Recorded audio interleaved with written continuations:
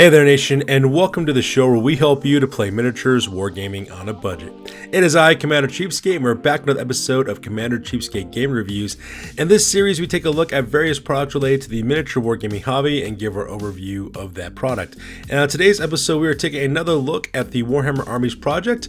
This is a free-to-download series of rules that was created by a man named Matthias Eliasson, who made 9th edition Warhammer Fantasy rules for Warhammer Fantasy. Now, for those of you guys who are actually longtime Warhammer fans, you will remember that the Games Workshop actually canceled and decided to cancel and end their product line for Warhammer Fantasy in favor of Warhammer Age of Sigmar. However, a lot of people still wanted to play Warhammer Fantasy, and so a lot of people actually turned to other rules and other gaming systems in order to keep that up.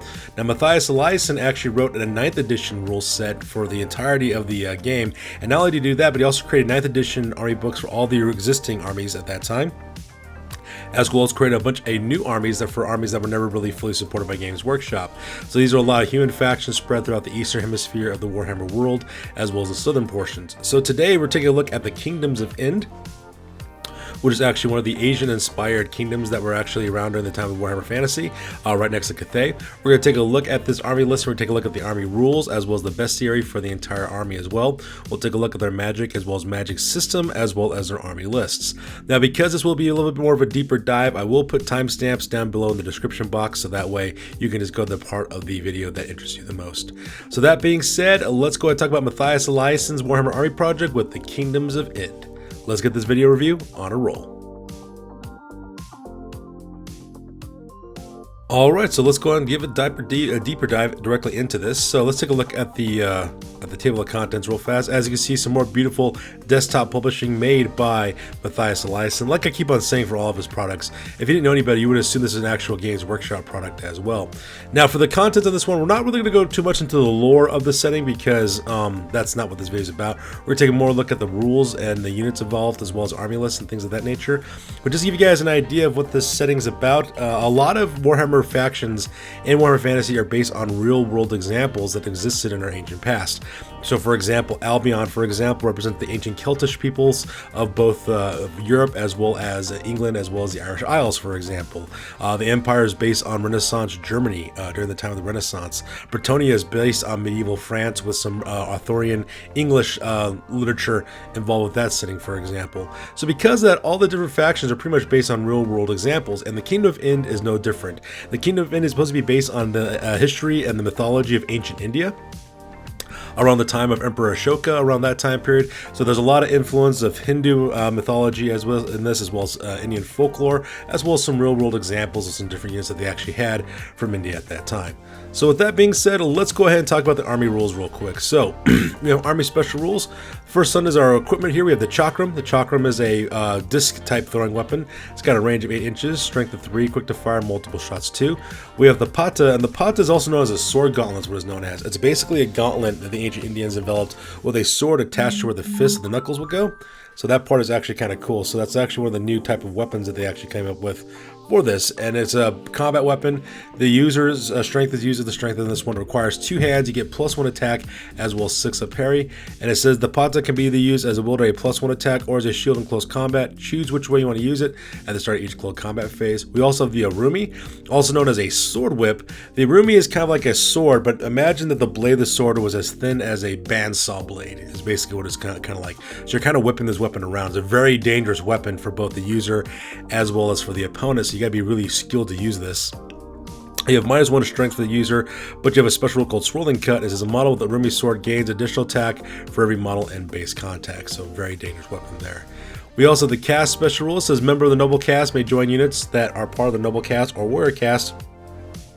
And treat units from the warrior and lowborn cast as being expendables. Members of the warrior cast treat units from the lowborn cast as being expendable as well. So the caste system is a very important aspect of the Hindu religion as well as Indian culture as well. So they carry this on in the game as well. It's kind of like how you would have the peasants versus knightly vows of the different Bretonians. Is basically how they use that game mechanic. And then we have the Diva. So it says, let's talk about this. So all units of the Diva special rule are subject to the following: immunity to psychology. They cause fear. They They have magical attacks, ward saves of 5+, so they have a hatred of chaos demons. When divas lose a combat, they must take a special kind of break test called a divine corporeality test. In multiple combats, each diva unit must test separately. Use the following procedures to take a divine corporeality test. Calculate combat resolution as normal, roll 2d6, compare the dice roll to the diva's leadership value, take into account any modifiers for combat resolution. For each point that the unit fails its corporeality test by, the unit suffers 1 additional wound. No saves of any kind are allowed against these wounds, including ward saves, regeneration, etc. If characters are present in the unit, the controlling player first allocates wound to the unit up to their current wounds, then divides the remaining wounds as equally as possible amongst any characters. Divas cannot use the command at General's Inspiring Presence or the Battle Center's Hold Your Ground rule, but may use leadership of any character with a diva special rule within 12 inches. Diva characters may not be generals. In addition, units of divas may never be joined by any characters without the diva special rule. So the divas are supposed to be like the Vedas of ancient Hindu mythology. These are basically the avatars of the various gods and goddesses in Hinduism. There's like literally thousands of gods and goddesses with different avatars representing them, and so you could actually feel those in battle in this gaming system. So that's kind of a cool little game mechanic that is available for this. So it's kind of cool. So I can't really see exactly what they got coming up with this one. So let's go and talk about our units real quick. So we have the Maharajas. These are like the lords, the generals. You have movement 4, weapon skill 5, ballistic skill 5, 4 strength and toughness, 3 wounds, 5 initiative, 3 attacks, and leadership. The Raja, which is their hero version, has exactly the same stats except 1 less wound, 1 less leadership, and 1 less leadership. And they have throne bearers, who have movement 4, weapon skill, ballistic skill 4, weapon skill 4, ballistic skill 3, strength 4, 4 initiative, 4 attacks. Infantry character with a noble cast.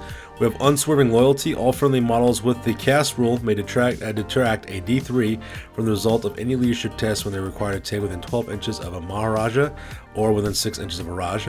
We also have throne bearers. A Maharaja and his throne bearers fight as a single model even in challenges. The throne bearers add +1 to the armor save of the character seated on the throne. For the purposes of rank bonuses, the throne bearers count as 4 models. So that part is really cool as well. So from there, of course, we have our gurus, which are our magic users in this game. We have the Eldritch Guru. It's got a movement 4, weapon skill, ballistic skill, strength of 3, 4 toughness, 3 wounds, 3 initiative, 1 attack, 8 leadership. The Guru's got pretty much the same stats except for 1 less toughness, 1 less wound, and 1 less leadership. A Guru is a wizard, uses spells in lore of fire, lore of heavens, lore of light, lore of life, or the lore of the divas. And you have spiritual leader. Despite often being of low birth, a guru's role means that they are important to noble peasants alike. A guru does not follow the normal rules of caste, but can join any unit he wishes. Rules that affect models of the caste rule affect the guru too. In addition, any of the guru and it may be rolled failed leadership tests. So pretty powerful ability for a wizard, which is kind of nice. Then we have the Vishkanya. The Vishkanya are basically the poisoned damsel myth in India. These are supposed to be young women who were actually raised up on a diet of poisons and antidotes, so that way their blood and their touch basically makes them extremely toxic. So they have movement 5, weapon skill 7, 5 ballistic skill, 4 strength, 3 toughness, 2 wounds, 7 initiative, 3 attacks, 9 leadership. Infantry character with hidden poison attacks, natural armor, as well 6 up, as well as scout. Poison blood. Roll a d6 whenever a Vishkanya loses a wound in close combat. On a 6, the model who inflicted the wound also suffers a wound themselves. So let's look at this assassin type character. Then we have Beastmasters. Those guys have movement 5, weapon skill, ballistic skill, strength and toughness of 4, 2 wounds, 4 initiative, 2 attacks, 7 leadership. They can have tigers, which have movement 8, 5 weapon skill, 0 ballistic skill, 5 strength, 4 toughness, 2 wounds, 4 initiative, 2 attacks, 6 leadership. And panthers have 9 movement, 4 weapon skill, 0 ballistic skill, 4 strength and toughness, 2 wounds, 5 initiative, 3 attacks, and 6 leadership. So looks like the Beastmaster is a character. They have tiger, panthers are war beasts. We have lowborn cast, monsters and handlers, special rule, and forest rider. And the Beastmaster rule. Any friendly war beast, monstrous cavalry, or monster, not including divas within 6 inches of a Beastmaster, may re-roll leadership tests and are stubborn. So very powerful ability there. And then we have Unleash the Beast. The Beastmaster need tigers and or panthers he has under his control must deploy together as a skirmish unit. The animals may be released either when declaring charges or when attempting to pursue a fleeing foe. When releasing the animals, they become a separate unit from the Beastmaster for all purposes. The Beastmaster can decide how many animals he wants to release at any point, and previously released animals may return the unit by removing within 1 inch from it unless it is engaged in close combat. If their Beastmaster is killed, any unengaged animals will immediately flee the battlefield. Victory points are scored individually for Beastmaster as well as animals. So that's kind of neat. It's kind of a cool little game mechanic we have going on for that, guys, as well. So that's kind of cool. And then we have Bramir the Creator, which is one of the divas, I believe. an avatar of this guy, I believe. So we have Brahmir. He's movement 6, weapon skill 5, and ballistic skill 5, 6 strength and toughness, 5 wounds, 6 initiative, 4 attacks, 9 leadership. He is a monster character. He is a wizard who uses spells in the lore of life. He's got the Diva special rule and the Creator special rule. Every friendly infantry unit within the cast special rule within 12 inches of the Brahmir will regain D3 wounds within models at the start of each Indian turn. Other troop types and single characters will only regain 1 wound each turn. So very cool there. Kind of like a healing monster. Then we have Veshna, the Preserver, which is another Diva. He's got movement 6, weapon skill 7, 6 ballistic skill, strength and toughness, wounds and initiative, 5 attacks, 9 leadership. He's a monster character. Veshna is a wizard who uses spells in lore of light. He's a Diva, and we have the Preserver special rule. Every unit in the unit with the cast special rule within 12 inches of the Veshna gains the ward save 6+ special rule. So nice little defensive thing there. Then we have Shavi the Destroyer, who's got movement 8, weapon skill 9, 6 ballistic skill, strength, toughness, 5 wounds, 9 initiative, 6 attacks, 9 leadership. He's also a monster character. Shavi is a wizard who uses spells in lore of fire. He's got a Diva. He's also causes terror. He's also a large target, and he's got the Destroyer special rule. Every friendly unit with the cast system rule within 12 inches of the Shavi gains the Frenzy special rule. So very offensive ability right there. So that's kind of cool. And then we have our Indian infantry. We have our Washpoots, which are our fighters. Those guys are movement 4, weapon skill, ballistic skill, strength and toughness 3, 1 wound, 3 initiative, 1 attack, 7 leadership.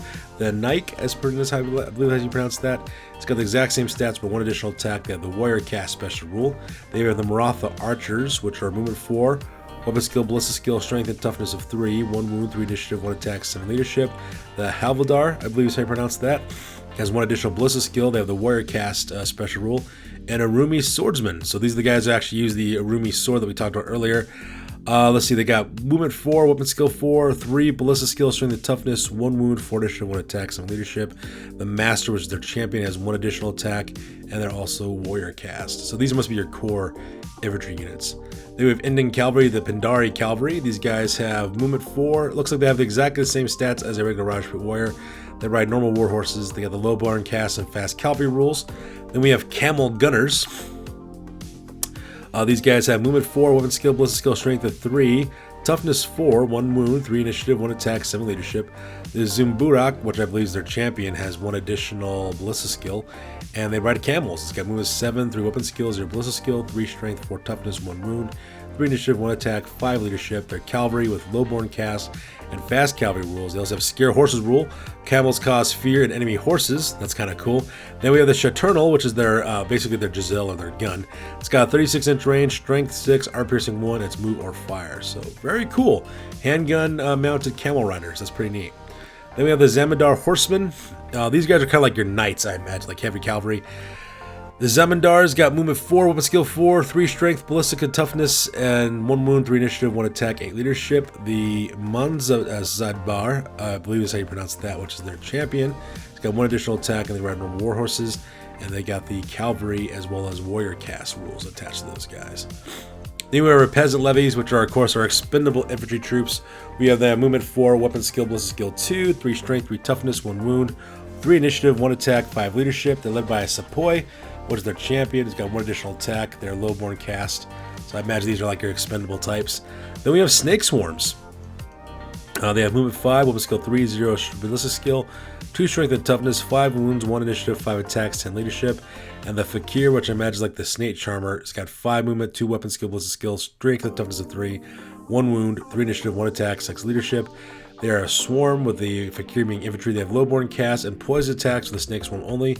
And the Fakir. The Fakir is placed on the back of the snake swarm unit as a separate model. Follows rules for champions, although he may not be challenged in close combat. If the Fakir is killed, the snake swarms in that unit will automatically flee off the table unless engaged in close combat, in which case they fight on as normal. Should the snake swarm later be unengaged, they will flee immediately using the rules above. Then we have the Thugi, which is where the term thug comes from, which are devotees of Kali, the goddess of death. And this looks like the guy from Indiana Jones and Temple of Doom, to be perfectly honest. So the Thugi's got movement 4, weapon skill, ballistic skill, strength and toughness of 3, 1 wound, 3 initiative, 1 attack, 7 leadership. The Funzigar, I guess you pronounce that, has got 1 additional attack. They're infantry with lowborn cast, and they're also skirmishers. Then we have the Maiden Guard. Maiden Guard are weapon skill, movement 4, weapon skill 4, 3 ballistic skill, 3 strength, 3 toughness, 1 wound, 4 initiative, 1 attack, 8 leadership. The Warden, which is their champions, got 1 additional attack. They're noble cast, and they're also stubborn. So this must be your elite heavy infantry. Then we have Holy Warriors, where movement 4, weapon skill 4, ballistic skill 3, 4 strength, 3 toughness, 1 wound, 3 initiative, 1 attack, 8 leadership. The Fearless one, which is their champions, got 1 additional attack. They are warrior cast with immunity to psychology and magic resistance 2. So very cool there. Then we have Royal Chariots. So it looks like just your normal chariot. It's got 5 strength, 4 toughness, 4 wounds. The Charioteer is just a normal weapon fighter with a 4 weapon skill and 8 leadership. They have war horses pulling it, and they have an armor save of 5+, and they're considered noble cast. So very cool there. We have Bengal Riders, which looks like, oh, they ride tigers. So that's cool. So the Bengal Riders got 4 movement, 3 weapon skill, ballistic skill, strength and toughness, 1 wound, 4 initiative, 1 attack, 7 leadership. The Bengal Masters got 1 additional attack. The Bengal Tigers got movement 8, 5 weapon skill, 0 ballistic skill, 5 strength, 4 toughness, 3 wounds, 4 initiative, 3 attacks. They're monstrous cavalry, lowborn cast with 4 strider, as well as devastating charge for the Bengal Tigers. So that is really cool. Then we have the Vanaras, which are, I guess, oh, they're kind of like monkey people. So they got movement 5, weapon skill, ballistic skill, strength and toughness of 3, 1 wound, 5 initiative, 1 attack, 6 leadership. The Monkey Paw, which is their champions, got 1 additional attack. They have skirmishers, scouts, and 4 striders armed with blowpipes.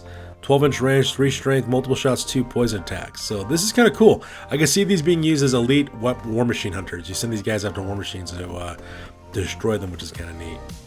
Then we have the Rakshasas, which is a tiger person. So that's kind of cool. They're like giant tiger people with movement 6, weapon skill 4, 0 ballistic skill, 4 strength and toughness, 1 wound, 4 initiative, 1 attack, 7 leadership. The tiger claws got 1 additional attack, and their infantry, who could also be taken as skirmishers with 4 strider, ambushers, and hatred. So ooh, these guys are brutal. Then we have the Kalaratri, which are, oh, these are the daughters of Kali, the goddess of death. They got multiple arms and dark skin. Yeah, movement 4, weapon skill 4, 3 ballistic skill, 3 strength and toughness, 1 wound, 4 initiative, 3 attacks. That's pretty deadly. 7 leadership. The Dark Eye, which is the champions, got 1 additional attack. The infantry, and they have the Diva special rules. So very, very deadly there. And then we have the Maruts. Oh, the Maruts are supposed to be wind spirits that inhabit suits of armor, it looks like. So it looks like they're supposed to be like made out of stone and stuff. That's pretty cool. So the Maruts got movement 4, weapon skill 4, 0 ballistic skill, 4 strength and toughness, 1 wound, 1 initiative, 1 attack, 7 leadership. The Storm Chasers got the exact same stats, but 1 additional attack. And their infantry with the Diva special rules. So very cool there. Then we have the Garudas. The Garudas are the flying bird people, looks like. They have movement 4, weapon skill 4, 0 ballistic skill, 4 strength, 3 toughness, 1 wound, 5 initiative, 2 attacks, 7 leadership. The Bloodbeaks got the exact same stats with 1 additional attack. They are also infantry with the Fly special rule and Diva. So very cool there. So flying infantry, that's pretty crazy. Then we have the Ganishans, which are the elephant people. Ganishans got movement 6, weapon skill 4, 0 ballistic skill, 4 strength, 5 toughness, 3 wounds, 3 initiative, 4 attacks, 8 leadership. The Tuskbreaker was the champion, has 1 additional attack. They're monstrous infantry. They're Diva with impact hits of 1. And Fortune Finders. Ganishans may reroll failed rolls of 1 when rolling to hit, to wound, and when taking armor saves and war saves. So very cool ability right there as well. And then we have Nagas, which of course are snake women. So we have those characters too. Their movement 7, weapon skill, ballistic skill, strength and toughness of 4, 3 wounds, 5 initiative, 4 attacks, 8 leadership. The Venom Tail, which is the champion, has 1 additional attack. Monstrous Beasts. They have Diva, poison attacks, natural armor 5+, and River Strider rule. And then we have the Snakeskin Bow, which is a 36-inch range, strength of 4, volley shot, multiple shots 2, standard fire, as well as poison attacks. So very cool shooting characters over there. That's kind of neat too. Then we have War Elephants, which are the Mahout, which is the guy who actually controls the animal. They have movement 4, weapon skill, ballistic skill, strength and toughness of 3, 1 wound, 3 initiative, 1 attack, 7 leadership. The War Elephants got movement 6, 3 weapon skill, 0 ballistic skill, 5 strength and toughness, 4 wounds, 3 initiative, 3 attacks, 5 leadership, monstrous cavalry. They have Warrior Cast, Impact Hits, D3 +1 plus Natural Armor 5 up, and Stampede. If a War Elephant suffers a wound from a ranged attack, it must immediately take a leadership test. If failed, the War Elephant and its unit will move using the random movement 2d6 special rule and a random direction as determined by the scatter die. If it moves into contact with a friendly unit, it moves through it like a fleeing unit would, inflicting d6 +1 impact hits. Note this is not a flee move, and the War Elephant can be subject to Stampede even while fleeing, so very deadly there. Then we have the Royal Elephant, which is a monster. So we have the Royal Elephant, which got movement 6, 3 weapon skill, 0 ballistic skill, 5 strength, 6 toughness, 5 wounds, 2 initiative, 4 attack, 6 leadership. The how it rides, this one's got 1 additional weapon skill, looks like.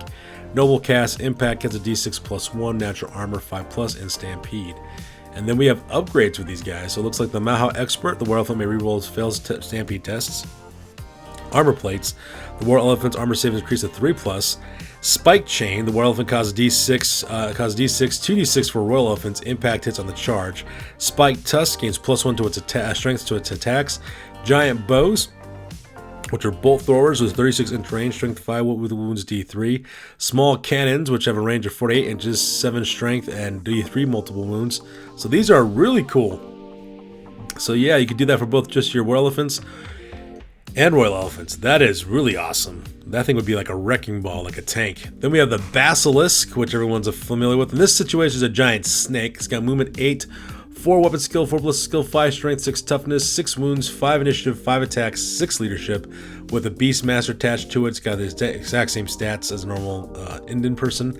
It's got Monster as well as Lowborn Cast, Natural Armor 4 plus, Poison attacks, monsters and handlers. Cold-Blooded, the Basilisk rolls 3d6 for all leadership tests. This guy has the highest dice. Aura of Vitriol. On the first turn of combat, the Basilisk a wound is inflicted as a result of a 6, and the second turn of wound inflicted on a 5 plus, and so on to a max of 2 plus. Armor saves and regeneration may not be taken against the Basilisk Vitriol, although other ward saves and magic resistance may be used. And then we have the Maleficent Gaze. Once per shooting phase, the Basilisk may select one model within 18 inches, line of sight, and not in combat. This may be a single model within a unit so long as it is in the front rank or may otherwise be clearly seen. Roll to hit against the target as normal for a shooting attack. If this is successful, roll a d6, use the following table to determine the effect. On a roll of 1, the target is able to avoid the Basilisk's gaze, and there is no effect. On a 2 to 3, the target's skin is blistered and burned by the Basilisk. This model initiative score is permanently reduced by 1. The target takes a single wound which ignores armor saves on a 4 to 6, and on a 6, the target's body is reduced to a steaming pile of polluted flesh and immediately removed as a casualty regardless of wounds, as if it was part of a unit that takes the rest of the unit takes an immediate panic test. No saves of any kind are allowed against this attack. So, Basilisk, very powerful character assassin miniature. So with that being said, that pretty much makes up all the normal units, and so now we're going to talk about the special characters next. Alright, so now we're back for the special characters. So this is Lord Darahama.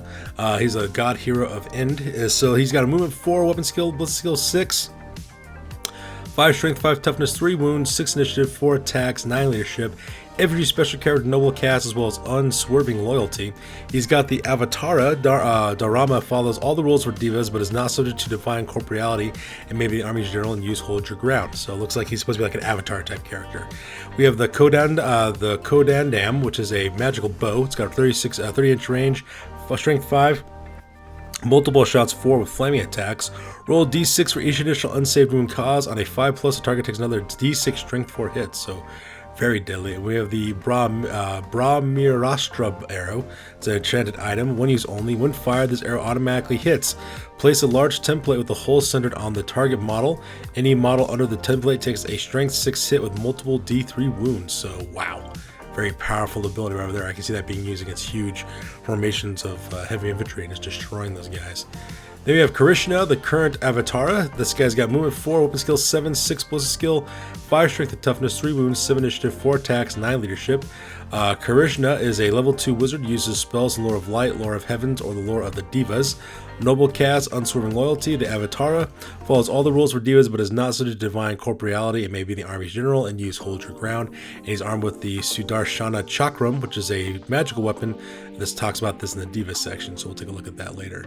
And then we have Ujana, the Master of the Bow. So this guy's got movement 4, weapon skill 5, 6 ballistic skill, 4 strength and toughness, 2 wounds, 6 initiative, 3 attacks, 8 leadership, infantry character. Noble Cast, Unswerving Loyalty, and Sniper special role. He's armed with Gandvia, which is a celestial bow with 30-inch range, strength of 4, multiple shots 2, standard fire, killing blow. And then we have the Kaustubha, I believe is how I pronounce that. It's a talisman. Any close combat attacks targeted against Urjana will only ever hit him on a roll of a natural 6. So very defensive, kind of cool ability right there. Then we have Mowgli the Beastmaster, which I imagine is based off the Jungle Book. Mowgli's got movement 5, weapon skill 5, ballistic skill 5, 4 strength and toughness, 2 wounds, 3 initiative, 3 attacks, 8 leadership, running Shirkana. Yeah, this is definitely based on Mowgli of the Jungle Book.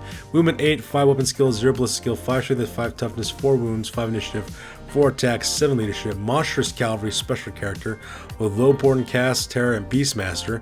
He's armed with Beast Bane, which is a spear. All attacks made with the spear have the armor penetrating 1 and multiple wounds D6 special rules, so this guy would make a good monster hunter. With the helmet of the dark beast, the wearer of the helmet counts his armor save as being 1 point higher than normal. Enemies must reroll successful panic, fear, and terror tests caused by Mowgli. So yeah, I guess he's got to mess up your enemies psychologically. Then we have Parashuruma, the Holy Slayer. This guy's got movement 4, weapon skill 6, 5 ballistic skill, 4 strength and toughness, 2 wounds, 5 initiative, 3 attacks, 8 leadership, infantry special character with warrior cast, hatred, immune to psychology, and regeneration rules. We have Head Taker for every character killed by a killing blow by Parashurama. The end player receives 100 victory points, so very cool there. And then we have Parashu of Shavi. This axe gives Parashurama +2 to his strength, to make him strength 6. In addition, he gains a killing blow special rule, which takes place at a 5+ rather than a 6+. So, very cool ability right over there as well. So with that being said, with special characters over with, let's go and talk about the magic as well as the magical items in this army.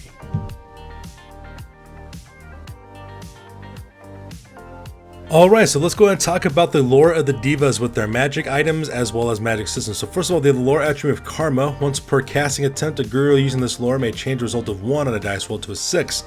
However, the next time he rolls a 6 when casting a spell, this roll must be substituted for a 1 instead. So, quite interesting there. We have Tantra, which is a signature spell cast at 5 up. It's an augment spell with a range of 24 inches. The target unit gains the Always Strike First special roll at the start of the next magic phase. The wizard can choose to have this spell affect all friendly units within 12 inches. If he does so, the casting value is increased to 10+. So that is really cool, having that Always Strike First ability. Very powerful. Then we have Creation of Bramir for 6+. Augment spell with a range of 24 inches. The target gains +1 to their strength and magical attacks until the start of the caster's next magic phase. The wizard can choose to have this spell affect all friendly units within 12 inches. If he does so, the casting value is increased to 12+. So 1+1 strength, very important to have. Then we have Ganashan's Blessing of Fortune cast on a 6+. As an augment spell with a range of 24 inches, the target unit may reroll D3 dice that directly affects them until the start of the caster's next magic phase. The wizard can choose to have this spell affect all friendly units within 12 inches. If he does so, the casting value is increased to 12+. So wow, that's kind of cool. That'd be really good for psychology tests, for example, for duels, all kinds of stuff. So another powerful ability there. Then we have Sacred Shield of Vaishnav cast on a 9+. Augment spell with a range of 24 inches. The target unit gains Ward Save 5+ special rule until the start of the next magic phase. The wizard can choose to have all the effect affect all from these within 12 inches. If he does so, casting value increases to 18+. 5+ Ward Save. So far, these are all very powerful abilities. Then we have Bolts of Syndra cast on 9+. Direct damage spell with a range of 18 inches. Roll a d3. This number of bolts summoned. Place this number of small templates anywhere within 24 inches of the guru, but at least 1 inch apart. Each template will then scatter d6 +2 inches. Any model touched by the template takes a strength 4 hit, while any model under the hole takes a strength 10 hit with a multiple wounds d3 special rule. The wizard can choose to have this spell summon d6 bolts instead. If he does so, the casting value is increased to 16+. Wow, that could be a really powerful ability for like huge horde formation units like undead, Skaven, orcs and goblins, demons. That could actually be really powerful. Then we have Curse of Kalima from the Temple of Doom. Cast on 8+. Curse of Kalima is a direct damage spell with a range of 12 inches. One chosen enemy model must take a leadership test. If failed, the model suffers d6 wounds, which no saves any kind allowed. The wizard can choose to extend the range of the spell to 24 inches instead. If he does so, casting value is increased to 13+. I'm sorry, I'm just thinking of that scene from Indiana Jones: The Temple of Doom. Kalima Shaktadi, just tearing out a dude's heart. Okay, in fact, you should get bonus points if you do that. If you shout that line from Indiana Jones. Anyways, moving on, they have 6 Invocation of Shavi. Cast on 18+. Augment spell with a range of 18 inches. This target unit will wound on a 2+ with a ignore armor save special rule until the start of the caster's next magic phase. The wizard can choose to extend the range of the spell to 36 inches instead. If he does so, the casting value is increased to 21+. So all very powerful abilities so far. I think probably the weakest one would probably be Bolts of Syndra, just because they scatter about. But for the most part, though, really powerful magic ability. Really like some of the stuff they got going on with the lore of the Divas. So this one here is the weapons of the Divas. These are for Diva characters, so let's look what they have here.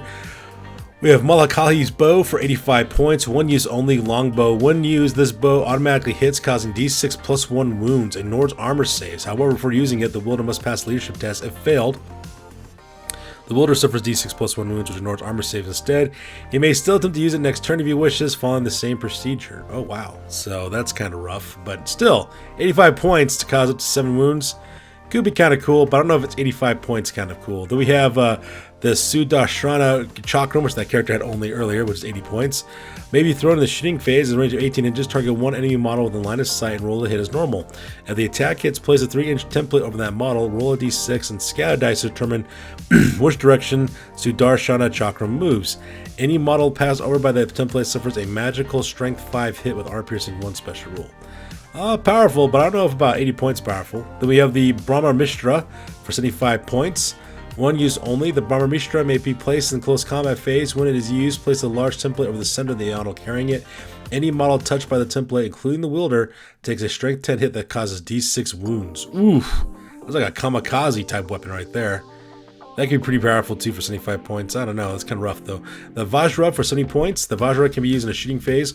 Roll a d6. The number of lightning bolts that may be thrown in this phase. The lightning bolts have a range of 24 inches and each cause a strength 6 hit. Roll the hit as normal. Quite interesting. Then we have the Kaumadaki Mace for 60 points.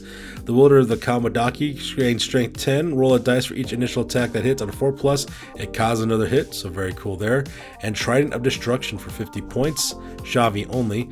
As the Trident may be used as a halberd in close combat and be thrown like a javelin in the shooting phase and weighs several times in this way.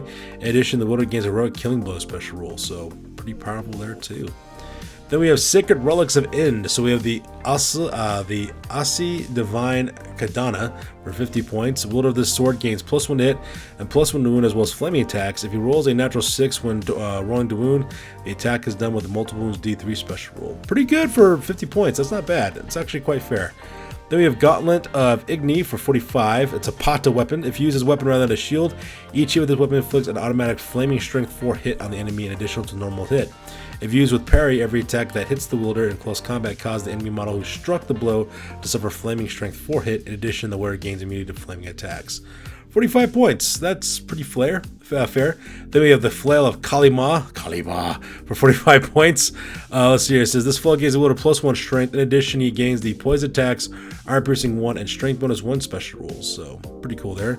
Then we have the Kavacha for 50 points. The Kavacha gives the wielder +2 armor save, which may be re-rolled. This cannot be improved by any means. Not bad for 50 points for magic armor. That's actually pretty good. Then with the Guardian Amulet for 45 points as a talisman. The Guardian Amulet confers a ward save of 2+. Roll separately for every wound suffered. For every successful save you make, the ward save will weaken. So after 1 save, it will be 3+. After 2 saves, 4+, etc. 6 is always save the wound. So, interesting. So, 45 points. That's not bad either. They have the Holy Censer for Arcane Item for 35 points. When the bearer casts spells with irresistible force, he may ignore the roll on the miscast table on a d6 roll of 4+. That's not bad for 35 points. That's actually really cool. Then we have Prayer Beads for 5, Arcane Item, 1 use only. When attempting to cast a spell, the Guru may choose to use a Prayer Bead to add +1 to the total casting value. A Guru can buy as many of these as he wishes as long as he has points available, and several Prayer Beads may be used for a single spell. In addition, Prayer Beads do not stop the Guru from taking another arcane item. That is awesome! 5 points for +1 to casting total, and most wizards can take 50 to 100 points of magic items, so you could take something like the Holy Censer for 35 points and spend like the rest of your 65 points, which is what, 13 Prayer Beads? That's not bad at all. That's really cool, actually. Then we have Amrita, Nectar of the Gods, 50 points, an enchanted item. 1 use only. The bearer may drink from the Amrita at the start of any phase. When he drinks from it, he gains all lost wounds and gains the regeneration special wound at the start of his next turn. Pretty good for 50 points. Mask of Ganeshan for 40 points. The wearer of this mask may be rolled failed rolls of 1 when rolling to hit, to wound, and when taking armor saves and ward saves. That's pretty good, 40 points. And then Holy Standard of the Divas for 100 points. Magic Standard. All models of this unit carrying this banner are stubborn. And again, the ward save 5+ special rule. That is quite beast right there for 100 points. That's actually quite fair in my opinion. All right, so there you go. That makes up the army, the magic items, as well as the magical system for this army. So now let's go and talk about the Indian army list next. All right, so let's go and talk about the Indian army list real quick. So When it comes to our heroes, a special character Dharma costs 320 points, with Krishna costing 340 points. We have our Maharajas, which cost 100 points. They can take additional hand weapons, morning stars, spears, halberds, great weapons, or patas. They can also take bows, javelins, and chakrams. May switch their light armor to medium armor. May take a shield and be mounted on a warhorse with barding, throne bearers, royal chariot, royal elephant, and may take 100 points of extra items. So that part's kind of nice. Eldritch Gurus cost 180. 35 points for a level 4 wizard with 100 points of magic items with those prayer beads. Definitely so. Then we have Bramir, which is the diva character for 390 points. May be upgraded to a wizard, level 3 wizard for 35, or level 4 wizard for 70 points. May take one weapon of the divas, no points limits. Then we have Vashna for 425. May be upgraded for a level 2 wizard for 35 points. May take one of the weapons. No point limit there too. Shavi for 430 points. May be upgraded to a level 2 wizard for 35 points. May take one weapon of the divas with no point limits. Those are quite steep for their prices for what these guys can do, and for the weapons they can take as well. Quite pricey there in terms of points. Then we have heroes. Urjana, Master of the Bow is 165 points. Maybe mounted on Royal Chariot for 70. That's not bad. Mowgli the Beastmaster for 220 points. He's pretty good too. Parashuruma, the Holy Slayer, 180 points, and a Beastmaster is 35. Maybe did arm with additional hand weapon, can take bows or javelins, maybe mounted on a Bengal tiger for 50 points. Maybe accompanied by 5 of the following tigers or panthers for 21 points apiece. And may take magic items with 25 points as well. That's pretty good, actually. So that's pretty good there. Then our Rajas cost 65. You can make them Army Battle Center Bearers for 25 points. They can take additional hand weapons, morning stars, spears, halberds, great weapons, or patas. They can take javelins, bows, and chakrams. They can take medium armor and a shield. They can mount on a warhorse, throne bearers, royal chariots, or royal elephants, and can take 50 points of magic items. Gurus cost 75 points. Be upgraded to level 2 for 35 and take 50 points worth of magic items. Vishkanya, which is those poisoned ladies, cost 75 points apiece. They be armed with either chakrams or throwing weapons for 5 and 2 points. Can take magic items up to 50. Then for our core units, we have our Rajputs who cost 3 points per miniature, 30 points for full command. They can be armed with either patas for 2, great weapons for 2, or shields for 1. They can take light armor for 1 and be armored chakrams for 2 points. Maratha archers are 5 points per, with armed with bows and hand weapons, 30 points for full command. Urumi swordsmen cost 6 points with 30 points for full command, and they can skirmish for free, which is kind of good. They have peasant levies. They have spears and shields. Their full command is 30 points. They can take slings or javelins for 1 point apiece. Not bad. Then we have our Pendari Cavalry for 11 points. These are the fast cav guys, 30 points for full command. They can replace their shields or short bows for free. They can also take javelins or spears from 1 point apiece. Zemindar Horsemen, which are the heavier cavalry guys. They got medium armor, hand weapons, and shields. They cost 14 points apiece. 30 points for full command. Can take a magic standard with 25. They could take either bows or spears and short bows, and can replace their shields with flails and be equipped with barding. So pretty good there. Thugis, oh, they're core as well, so that's pretty nice. For 10 guys in a unit for 60 points. 30 points of full command. They could take chakrams for 2 points. Not bad for skirmishers. That's actually pretty good. Then snake swarms cost 35 points per base, so that's not bad. Now we have our special units. Our maiden guard costs 9 points per model with spear and shield. Ooh, kind of squishy for what they can do. They have 30 points for full command. May take a magic stand up to 50 points. Can take 2 hand weapons or halberds for free, and may take light armor for 1 point. Still kind of squishy. Holy warriors cost 11 points. They got great weapons and light armor. And the full command is 30 points. They can also take a magic center worth 25 points. Kind of rough there. Royal chariots cost 70 points per miniature. You can take units of 3 of these guys. They come with hand weapons, spears, and bows. Can take an extra warhorse or take 2 extra warhorses for 10 points and 5 points. I'm not sure why you want to take extra warhorses for, but okay. Camel gunners cost 17 points per guy. Come units of 5s that come with hand weapons and shot tunnels. And they got 30 points for their full command. Bengal riders cost 35 points per miniature. They come armed with hand weapons, 30 points for full command. They can take spears or great weapons, and they can take shields. So kind of squishy, but pretty powerful though. We have war elephants for 75 points per miniature. Those guys have, so the Maho Augsburg costs 10 points, armor plates cost 10 points, spike chain costs 15, spiked cuss costs 15. They can take 1 extra Mahout for 5 points or 2 extra Mahouts for 10 points. So I say take as many of you guys as you can with you, so that way they can start shooting at enemies. Then we have Vanaras, which are those monkey creatures for 10 points. They can take champions and magicians for 20 points. They take additional hand weapons for 1 point. Rakshasas, which are those tiger people, 12 points per unit. They come with 2 hand weapons. That's it, just 2 hand weapons. Kind of rough. And then we have Kalaratri, which are the, I believe those are the, which ones are those? I forgot what those guys were again. The Dark Eye. They come with 2 hand weapons, 12 points per 30. Oh, that's right. Those are the multi-limbed Daughters of Kali. That's what they were. 30 points for full command. Take magic weapon up to 25. That's it though. They only got a 5 award save. That's it. Ooh, kind of rough. Maruts have heavy armor and weapons, grand weapons. So that's kind of nice. There's only 1 wound for these guys, but they come 12 points apiece, and they can take a magic spender up to 25. Full command for 30. That's not bad. That's pretty good, actually. Garudos, which are the flying guys, cost 16 points per. That makes sense. And then their champion can increase to 10 points. That makes sense there. The Ganishans, which are the elephant people, cost 53 points per miniature. They can have full command for 30 points. Take a magic center up to 50. Take great weapons, additional hand weapons, and shields. So that's cool. Their Nagas cost 52 points per. They can have 1 champion for 10 points. The entire unit may be armed with snake bow skins for 5 points per model. Then we have the Royal Elephant for 165 points. Comes with 3 riders automatically.